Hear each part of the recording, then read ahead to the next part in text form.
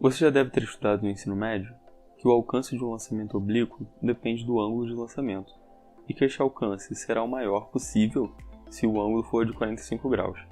Será que isso acontece na realidade? É uma das coisas que vamos conferir. Com materiais simples e de fácil acesso, podemos transformar nossa casa em um laboratório de física.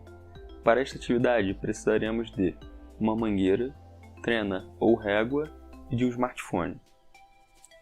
Você já reparou que a trajetória do jato de água que sai de uma mangueira é bem parecida com a trajetória de um lançamento oblíquo? Isso se deve porque, desprezando a resistência do ar, assim que a água sai da mangueira, só existe uma força atuando sobre a água, que é a força gravitacional, a qual puxa a água para baixo. Como existem muitas partículas de água seguindo a mesma trajetória e a mangueira está sempre jogando mais e mais partículas de água, o que vemos é o caminho que as partículas de água estão seguindo. Nós conseguimos retirar várias informações sabendo essa trajetória e sua respectiva equação, como por exemplo, o ângulo de lançamento, que está relacionado com o parâmetro b da parábola, aquele que acompanha o x, e a velocidade inicial da água, que depende do parâmetro a da parábola, aquele que acompanha o x elevado ao quadrado. Para estudarmos esse movimento, posicione a mangueira em um determinado ângulo, segurando algum instrumento de medida, o qual você sabe o tamanho. Peça para outra pessoa filmar por alguns instantes. Então, mude o ângulo da mangueira algumas vezes. Para analisar os vídeos, precisaremos de dois aplicativos no smartphone. Podem ser baixados gratuitamente na Play Store: Video Analysis e Graphical Analysis. Ao abrir o aplicativo Video Analysis, carregue o vídeo do jato de água.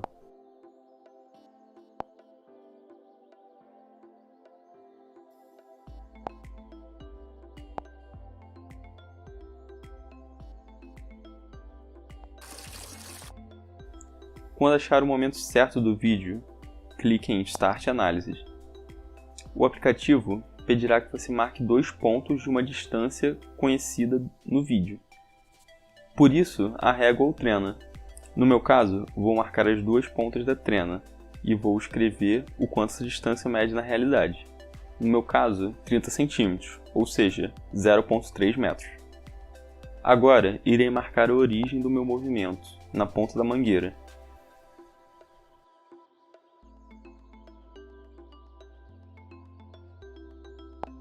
Agora então eu vou marcar em sequência os pontos da trajetória da água.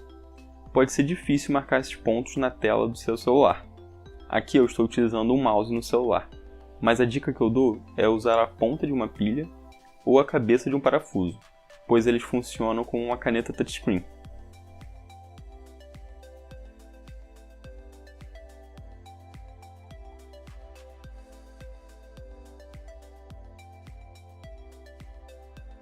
Feito isso, é só clicar no símbolo do disquete para salvar.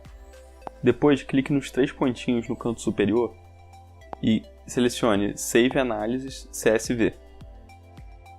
Agora no outro aplicativo, Graphical Analysis, eu vou em Abrir Arquivo.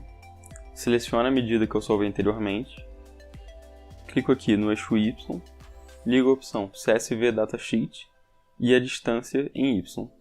No eixo X, eu seleciono a distância em X.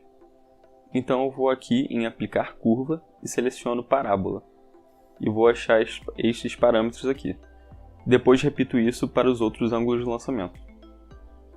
Para achar o ângulo, eu calculo o arco tangente, ou seja, o inverso da tangente, do parâmetro b da minha parábola.